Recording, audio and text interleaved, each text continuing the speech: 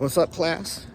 Professor Calderon here, and welcome to Fall 2023 Cinema 107 at West LA College. A little bit about me. I've been teaching film for about 20 plus years, maybe 22, 23, somewhere around there, at West LA College specifically. I first attended school. Actually, before I went to school, let me go back to that. My first film projects were done in high school. I did a music video, and then our school had a mock news sort of program. And actually, I think about it, my buddies and I, we created that. And we would do fake campus news. So long before fake news was a thing. We didn't know what we were doing. We were just kids. Anyway, that was like one of the only classes I got an A in. Media and auto shop. Everything else I was failing miserably. So after high school, I ended up going to the Air Force. I was very good with mechanics. My mechanical aptitude was very high. And so for 4 years, I was in the Air Force, and I was an aircraft maintenance inspector. Very technical job, absolutely nothing to do with film, but it gave me an eye for detail, because when you're inspecting the maintenance on an aircraft, as you can imagine, you have to catch everything. And I mean everything, because a plane cannot pull over in the middle of the sky and pop the hood up, see what's wrong. Right?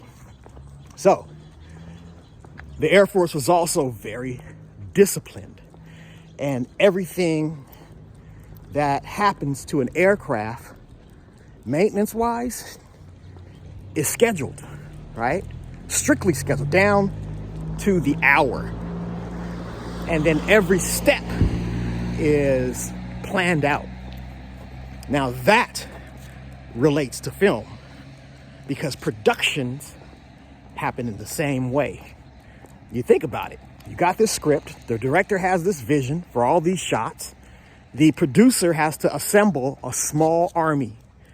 Carpenters, electricians, cameramen, actors, background actors, food, equipment, gear, parking.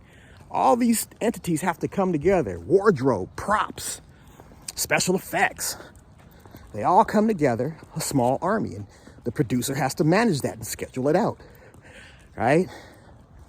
So after the military, I ended up at UC Davis. And there I wrote, produced, and directed a series of plays. And I was still an undergrad student. Matter of fact, I was a freshman. And I guess at the time at Davis, UC Davis, no one had ever done that, because UC Davis is a academic institution, meaning, or I should say a research institution. I mean, they're heavy on research, specifically agriculture. So the theater arts program is there, and it's a respected program, but it doesn't carry the weight of, let's say, something like NYU, right? But it's good nonetheless. So I did these plays, and then out of the blue, I don't even know how, because I never finished the application, I was accepted to UCLA. And at this time, I was out of the military. I was doing these plays, and I sort of assumed that I came to the resolution that, all right, I'm doing these plays here at UC Davis. They're giving me the royal treatment. I'm a freshman, sophomore, and I'm producing, directing, and the campus, the university, is giving me a budget. So this is great. But when that letter hit from UCLA, I was like, I can go home. And see, my buddies were here in LA. They were making movies, my best friends. And one of the movies that they made that impacted me profoundly was Boys in the Hood. Because I knew John Singleton. I worked with him on his first student film. at USC. Another story. But so I thought, oh, great, I can come home back to LA, make movies. So boom, I came back to UCLA, and I couldn't declare film as my major because I had to be accepted by the film department, which I wasn't. I was accepted by the university. But something intrigued me. I remember, well, I met this one professor, Donald Kalish, and he was the head of the philosophy department. And I was taking a logic class, and I was failing miserably. And logic is basically the formula that the mind, or our mind, uses to come to truthful conclusions, valid conclusions. So I was learning logic, failing. I went to go talk to Kalish, who was teaching the class, and we struck up a friendship. Turns out he was the head of the philosophy department.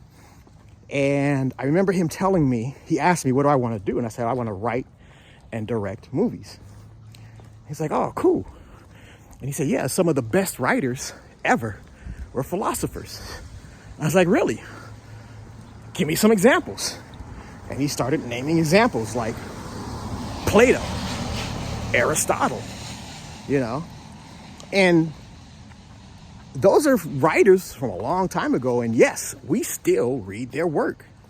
They're great writings. And I remember talking to John Singleton, and he would tell me, Paul, if it's not on the script, it won't be on the screen. So you have to be the strongest writer possible. So when he told me philosophy and writing, and I made that connection, I majored in philosophy. So I got an undergrad degree in philosophy, metaphysics to be specific. And then after I graduated, I went to the master's program in film at the American Film Institute. I had a wonderful experience there. Great time. Writing. I had an amazing mentor who's now my friend, and we co-produce. Matter of fact, right now, I'm co-producing a movie that he's directing. So, which is a lot of fun. It's a documentary. So I have documentary films out there and scripts that I'm writing and have written, projects got shopped around. But I teach. I've been teaching film, specifically filmmaking. I also teach film history, screenwriting. This class, understanding motion pictures, and what else? Production development. Once in a while, I've done that. So, yeah, that's it about me, my history with teaching and film. Usually in person, everyone asks me, well, what are some of your favorite films?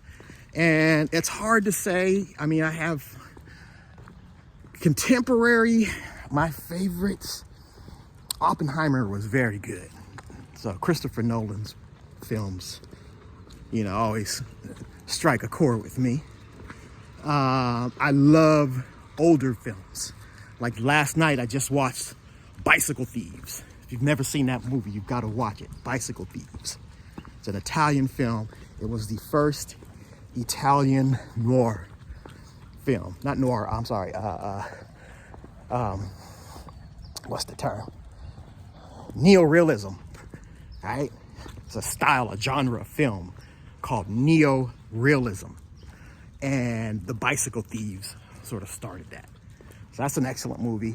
One of my favorites of all times is this film, Cinema Paradiso. Cinema Paradiso. Beautiful, beautiful film. The writing is just amazing. The acting. Another one of my favorite films is Ran, R-A-N, by this Japanese filmmaker, Akira Kurosawa. This film is dope. That's probably one of my favorites. Simply what he achieves visually in this film, and the performances are just bananas. Curaçao was the premier, the top, the Michael Jordan, the LeBron James of filmmaking in Japan. Okay? And they call Ron his crowning achievement.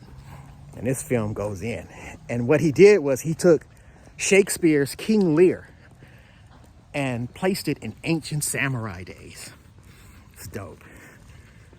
That film is so dope. The performances, the makeup.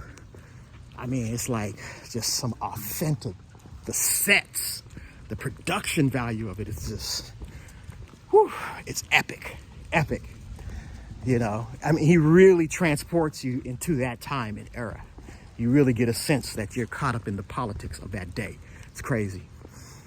Another one of my favorites, Battle of Algiers. This film, mind-boggling. It's about the French occupation of Algeria. And the interesting thing is, it's after the Nazis were kicked out of France. So after we kicked the Nazis out of France, France went to Algeria, basically, and did the same thing the Nazis were doing to them. So, of course, the Algerian people rose up to kick the French out, right? So that's what this film is about. And it's interesting to see those roles turn where the French are doing things to the Algerian population that the Nazis used to do. But that's not the highlight of this movie. The highlight of the movie is how it was made, okay? None of the people in this film are actors except for one person. And it's all shot on location.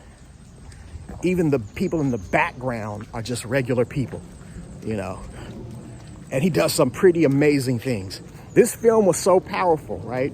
When it came out, it won the highest honor in the Cannes Film Festival, right? Which is a French film festival, right? Won the highest honors unanimously. And then the French turned around and banned the film because it made them look so bad because what they were doing to these people or what they had done. It made the French look so bad. It made the French look just as bad as the Nazis. So the French banned the film. Right. So you're watching a movie that was literally banned because of its content. Okay. So then flash forward to 9/11, right? The Pentagon gets this film and makes it mandatory screening for all agents in the FBI and the CIA. And they're saying this film, The Battle of Algiers, this film that was banned, I think it was in the 70s, 77, this tiny film is the closest you will get to understanding the mind of a terrorist. It's very interesting. So that's another film. Of course, there's others like The Godfather and, you know, Apocalypse Now. That's a good one. Thin Red Line, Do the Right Thing. You know, I love Spike Lee's movies. Do the Right Thing, Malcolm X. I like Charlie Chaplin, The Kid. Buster Keaton, his work is great. Yeah, so, you know, if you can, send us some of your favorites. And also let me know if you saw Oppenheimer or Barbie or both. All right, a little unofficial classroom poll. Did you see Oppenheimer, Barbie, or both? All right, class. I'm going to send everyone an email with instructions and some other valuable information. It's going to have a link to the book for the class. All right, it'll be in a PDF form. I think I have it still. So if I can find it, look out for that link. All right, y'all, look at that view. That's beautiful, right? All right, y'all. See you the first day of class.